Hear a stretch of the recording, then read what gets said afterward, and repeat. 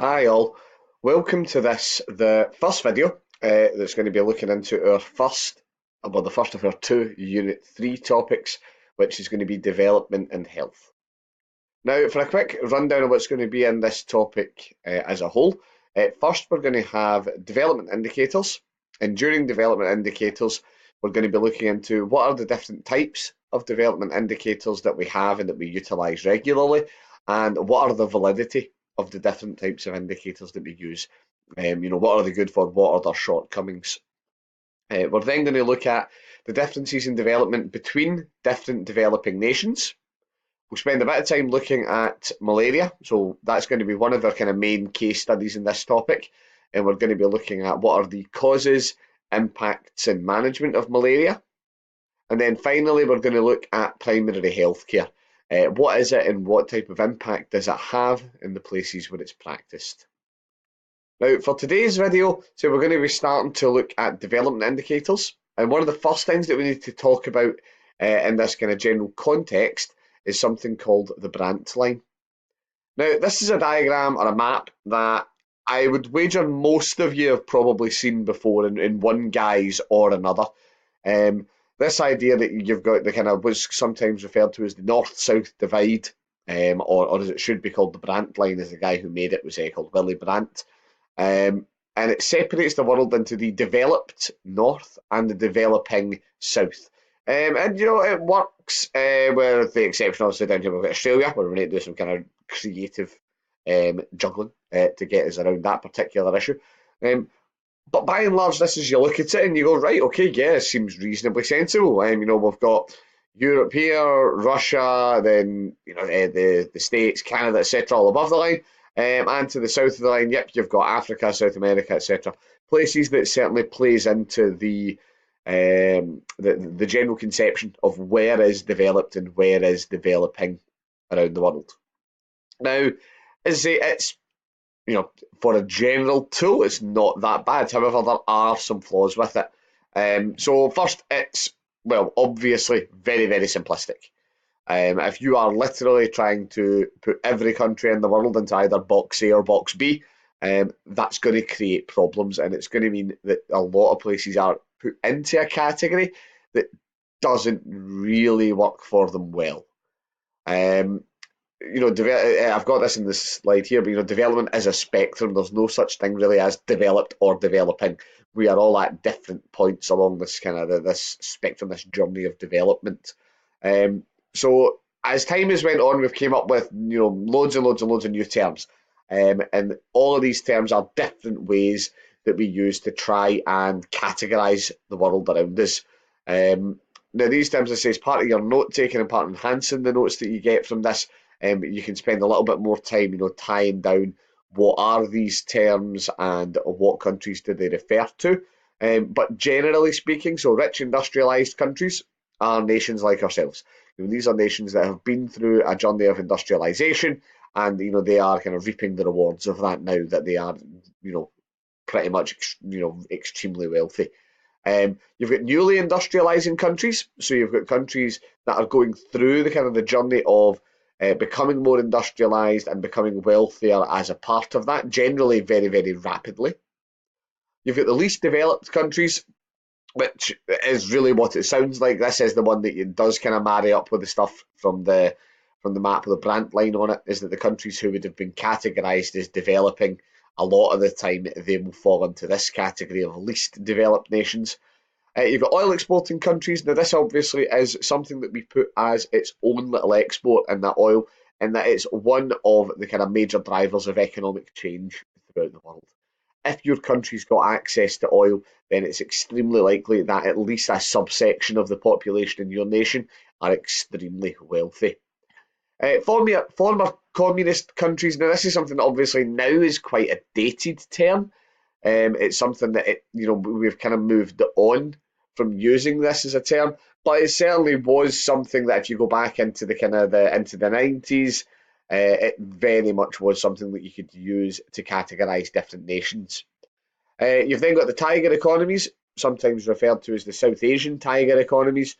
So these are nations like China, Vietnam, etc., that have got a lot of things in common. Things such as they've got a large, reasonably literate, reasonably well-skilled workforce that are willing to work for what in the West at any rate we would consider very low wages. And there's a bunch of other kind of little sub characterizations. There's a bunch of different little characteristics that can tie these tiger economies together. You've then now also got BRIC and Mint nations. Now, BRIC and Mint in this context are acronyms. So for BRIC, it's Brazil, Russia, Indonesia, and India and China.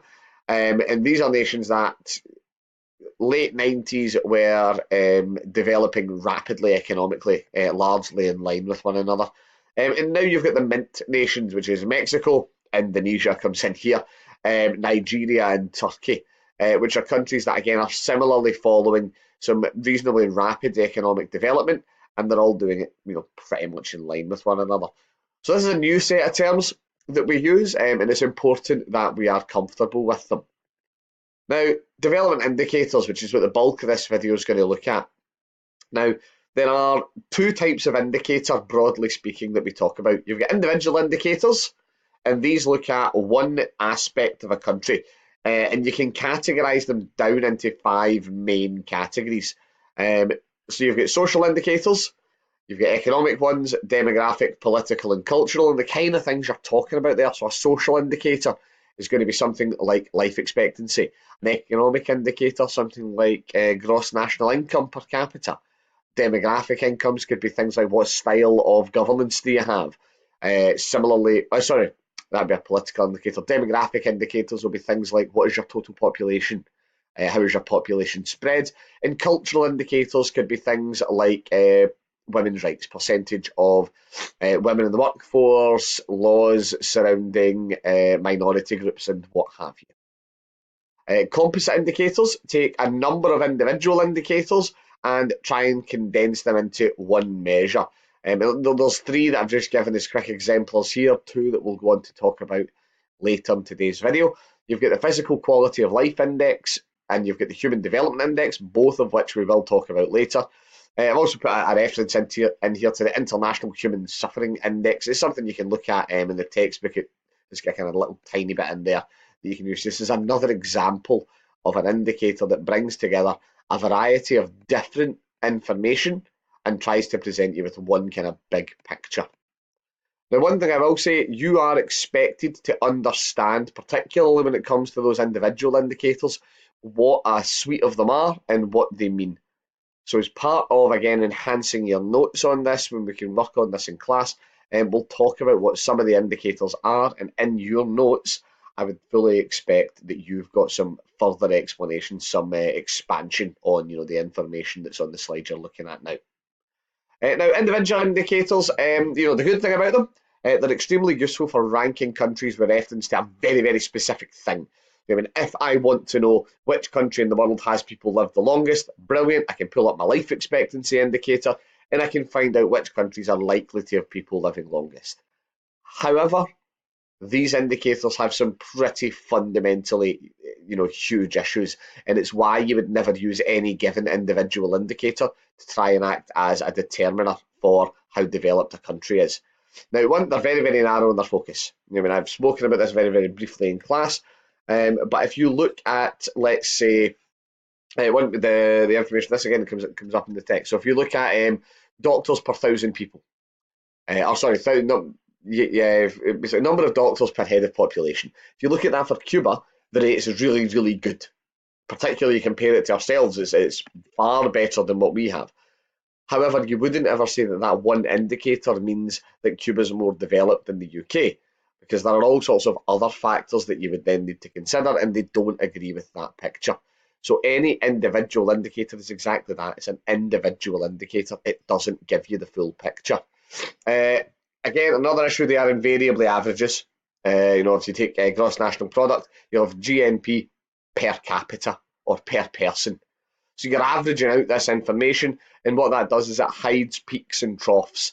It hides extremes, and those could be extremes of localised people living in a country. It could be, so for instance, if you are talking about average weekly, average monthly earnings, If you've got a room that 20% of the people are unemployed, 40% of the people earn an average wage, 30% of the people are very slightly above average in their wages, and then you've got the last 10%, if my maths works, are multi-millionaires earning huge sums of money. That's going to throw your figures out. It's going to make it look like everybody in the room is earning a lot of money, even though the majority were either unemployed or earning at the average wage level. So we also need to be worrying about kind of international inequalities that can be presented with this.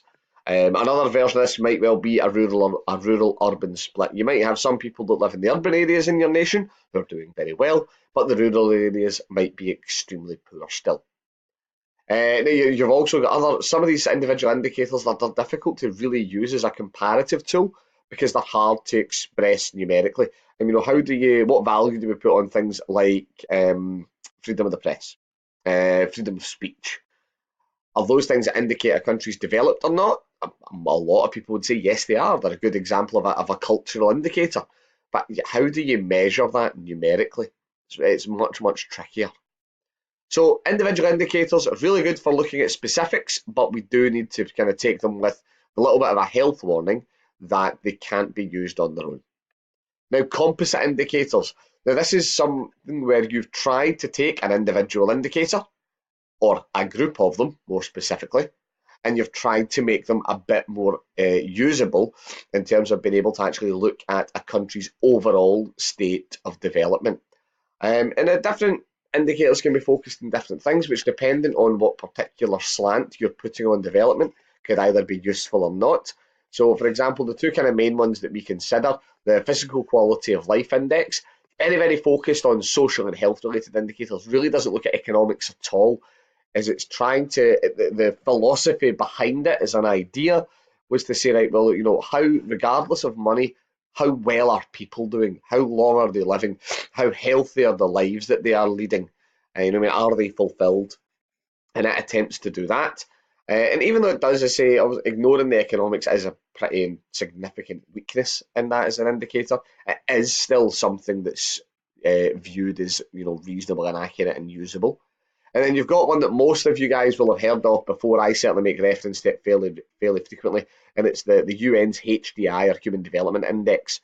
Now, this looks at the same kind of stuff, but it brings in economics, health, and education are its three main areas that it really hones in on.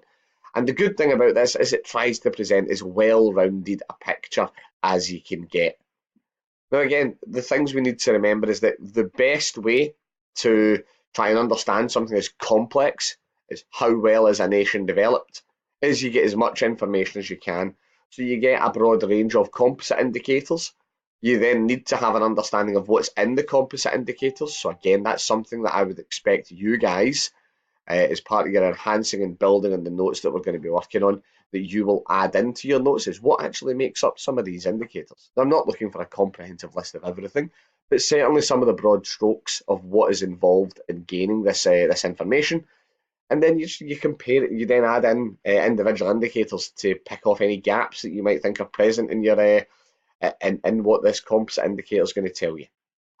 Now, that's going to wrap things up today, guys. In the next video, we're going to be looking at the development gap, and we're going to look at factors which can influence development. And that's not so much going to be development indicators, as it might well be more kind of natural or man-made things that can be done to try and either make countries develop more quickly, or that are present and mean that development takes more time to happen. Well, until next time, guys, I will see you later. Bye.